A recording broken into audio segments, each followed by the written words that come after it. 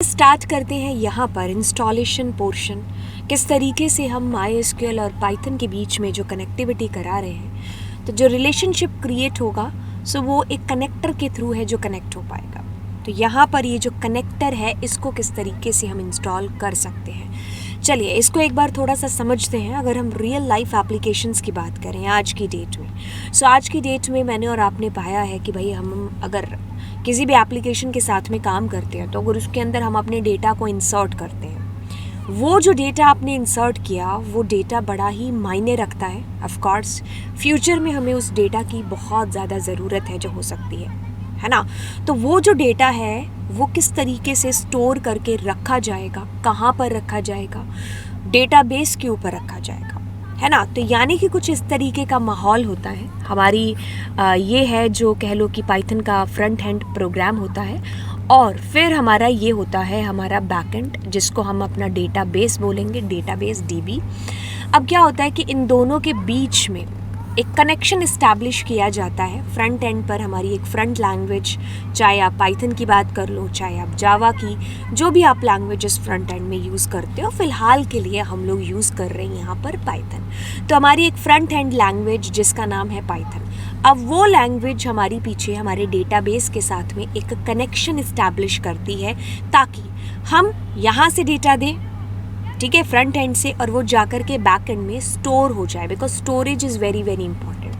जैसे एग्जांपल दिया था कि भाई हमारा डेटा हम एंटर करते हैं उन ऐप्स के अंदर, जो भी हम सॉफ्टवेयर हमने इंस्टॉल किया है ना, तो वो डेटा बड़ा ही इंपॉर्टेंट होता है। जैसे आप मान लीजिए आपने CBSE क्लास 12 के एग्ज़ाम्स देने हैं अभी, है ना। सो आपका डेटा कितना इंपॉर्टेंट है, आपने उस टाइम पर अपना फॉर्म फिल किया होगा, वो जो आपका नेम, रोल नंबर, मार्क्स या कुछ भी थे, दैट वाज इम्पॉर्टेंट। अब उसको स्टोर कहीं ना कहीं करके रखा गया होगा, और वो कहीं ना कहीं क्या है, उसी को हम लोग डेटाबेस है जो यहाँ पर बोलते हैं। अब फ्रंट एंड और हमारे बैक एंड दोनों के बीच में एक रिलेशन क्रिएट किया जाता है, एक कनेक्शन क्रिएट किया जाता है, और वो कनेक्टर के थ्रू ही होगा, तो जिसको हम MySQL कनेक्टर का नाम यहाँ पर दे देते हैं, ठीक है।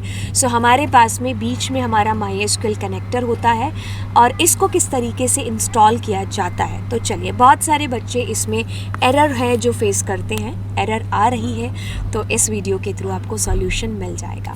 स्टेप नंबर 1 नॉर्मल तरीका, ठीक है। अगर आपको एरर आपको अभी तक नहीं आई, आप पहली बार कर रहे हो, सो आप इस सिंपल तरीके से कर सकते हो। यानी कि मैंने सीधा लिखा हुआ है यहाँ पर पिप इंस्टॉल MySQL कनेक्टर, तो आप इसको कॉपी करोगे एंड जस्ट यहाँ पर CMD कहाँ गया, अभी हमने ओपन ही नहीं किया CMD को, ठीक है। तो आप यहाँ पर लिखोगे CMD ओपन हो जाएगा। अब आप यहाँ पर लिखोगे पिप इंस्टॉल MySQL /कनेक्टर। सो जैसे ही आपने लिखा, मुझे तो बता रहा है कि रिक्वायरमेंट ऑलरेडी सेटिस्फाइड, बट आपके पास में इंस्टॉल नहीं होगा तो कुछ टाइम लगेगा। और आप अगर इससे भी अगर आपका काम ना चले तो आप इसके बाद में /python लिख सकते हो, ठीक है। तो ये आपका पहला स्टेप हो गया, जो कि इसको कहेंगे ईजी वाला स्टेप, ठीक है। अब हम थोड़ा सा आगे जाते हैं। इसमें क्या होता है कि बहुत बार बच्चों का पाथ है जो सेट नहीं होता है, तो उस पाथ ना सेट होने की वजह से आपको बेसिकली एरर है जो आती रहती है, ठीक है। तो होता क्या है कि जैसे आपके पास में 2 तरीके हैं।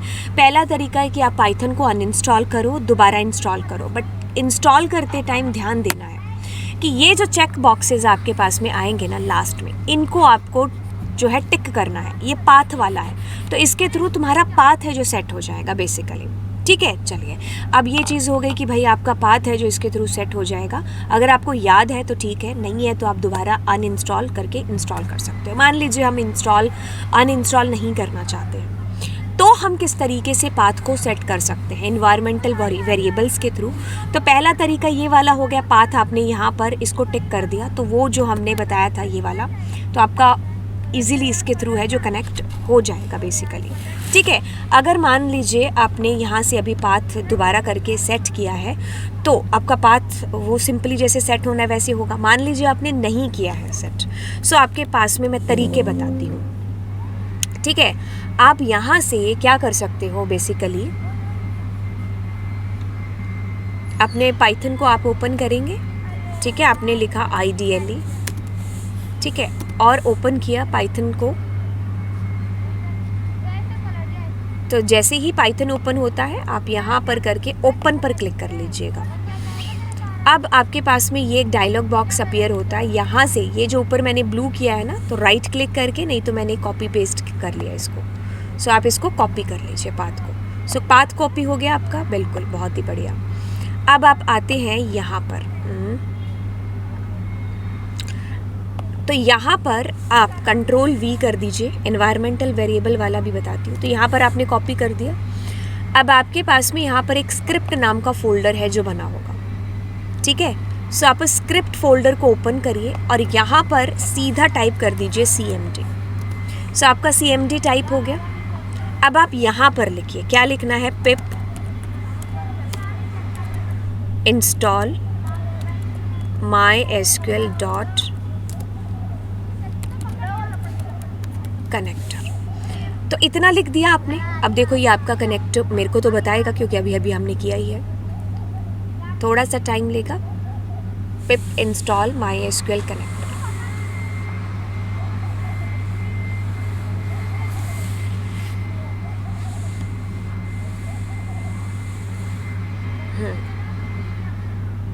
ठीक है, तो सक्सेसफुली इंस्टॉल। आप स्लैश करके या डॉट करके आप पाइथन भी लिख सकते थे साथ में।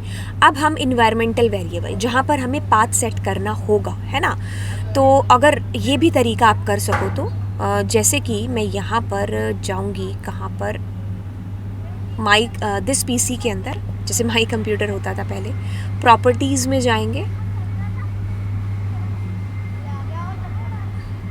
विंडो 11 के अंदर आपको यहाँ पर दिखाई देगा एडवांस सिस्टम सेटिंग, में भी हो सकता है लेफ्ट हैंड साइड में, इस साइड आपको दिखे विंडो 10 वगैरह में। अब यहाँ पर देखो इन्वायरमेंटल वेरिएबल्स, तो आप यहाँ पर पाएंगे क्या कि आपके पास में देखो पाइथन का पाथ है जो आपके पास में ऐसे दे रखा है, ठीक है। तो अब आपने जो वो कॉपी किया था ना, इसको न्यू क्लिक करेंगे और न्यू, इतना कर लिया। अब आप दूसरी बार भी इसको सेट करोगे न्यू, और यहाँ पर सिंपली लिख दो स्क्रिप्ट अपने हाथों से, ठीक है, और ओके पर क्लिक कर देना, ठीक है। ओके पर क्लिक कर दिया। अब बेसिकली आप फिर से वहाँ जाएंगे, ठीक है। हाँ, तो मतलब आप ऐसे भी कर सकते हो। फिर से का मतलब है कि आप ऐसे भी जा कर के खुद जो है अपना स्क्रिप्ट फोल्डर बना करके आ सकते हो, अगर मान लीजिए नहीं है तो, है ना, ठीक है। तो अब आप उस फोल्डर पर गए, स्क्रिप्ट वाले पर, ठीक है, जैसे आप यहाँ पर गए, फिर आपने ये स्क्रिप्ट फोल्डर ढूंढा, TCL खोल लिया हमने,